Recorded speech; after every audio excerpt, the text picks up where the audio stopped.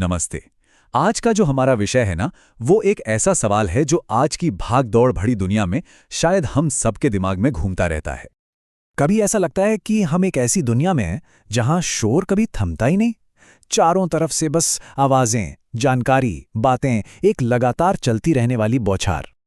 तो ये जो सवाल है ना, ये सिर्फ एक सवाल भर नहीं है। असल में ये एक तरह का निर्देश है, एक बहुत ही पावरफुल आइडिया जो हमें कहता है कि रुको और जरा अपने अंदर झांको। और बस यही यही आज हमारे विश्लेषण का केंद्र है। तो चलिए इस आइडिया को ना डीकंस्ट्रक्ट करते हैं, मतलब इसके हर एक शब्द को अलग अलग करके समझने की कोशिश करते हैं कि इसका गहरा मतलब आखिर है क्या। तो शुरुआत करते हैं पहले शब्द से, शांति। आखिर ये है क्या?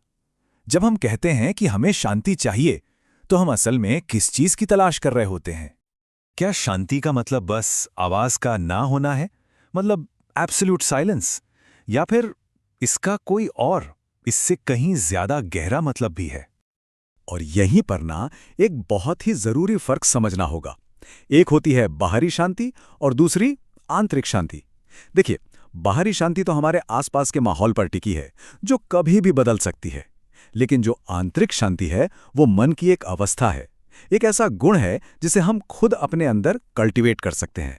और सच पूछिए तो यही असली मंजिल है। इसीलिए कहा जाता है, और क्या खूब कहा गया है, कि असली शांति तो मन की शांति है। मतलब साफ है, हमारा फोकस बाहर के शोर को बंद करने पर नहीं, बल्कि अपने मन के अंदर जो लगातार शोर चल रहा है ना, उसे समझने और उसे शांत करने पर होना चाहिए। अच्छा, तो शांति का मतलब तो समझ आ गया। अब चलते हैं दूसरे शब्द पर, बनना। ये शब्द ही अपने आप में एक रास्ता दिखाता है, एक सफर। ये बताता है कि ये कोई मंजिल नहीं, बल्कि एक प्रोसेस है। बनना या बिकमिंग, ये कोई एक सिंगल इवेंट नहीं है। ये एक पूरी प्रक्रिया है, एक यात्रा है। इसका मतलब ये हुआ कि शांत हो जाना कोई ऑन ऑफ स्विच नहीं है, जिसे दबा दिया और हो गए। नहीं, ये तो एक धीरे धीरे होने वाला बदलाव है, जिसमें अभ्यास और हाँ, बहुत सारे धैर्य की जरूरत पड़ती है। तो सवाल उठता है कि यह प्रक्रिया दिखती कैसी है।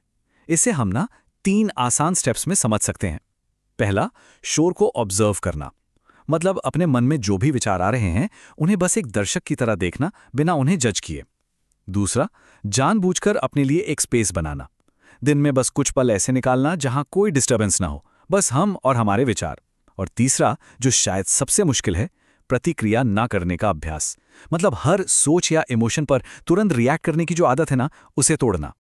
तो सबसे बड़ी सीख यहाँ पर यह है कि इस शोर से लड़ना नहीं है, इसे बस समझना है। जिस पल हम अपने मन के काम करने के तरीकों को समझ जाते हैं ना, उसी पल उसे काबू करने का रास्ता भी मिल जाता है।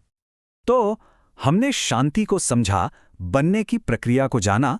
अब आते हैं इसके आखिरी हिस्से पर, शांत होने की अवस्था। वो मंजिल, वो स्टेट ऑफ बीइंग जिसकी हम बात कर रहे थे। तो सोचिए, जब कोई इस सफर को तय कर लेता है, उस मंजिल पर पहुंच जाता है, तो आखिर कैसा महसूस होता है? जो सबसे पहली चीज महसूस होती है, वो है क्लैरिटी, यानी स्पष्टता। जब मन का शोर थम जाता है, तो सब कुछ एकदम साफ साफ दिखने लगता है। ठीक वैसे ही जैसे अगर किसी ग्लास में गंदा पानी हो और आप उसे थोड़ी देर के लिए छोड़ दें, तो सारी गंदगी नीचे बैठ जाती है और पानी साफ हो जाता है। मन का भी कुछ ऐसा ही है।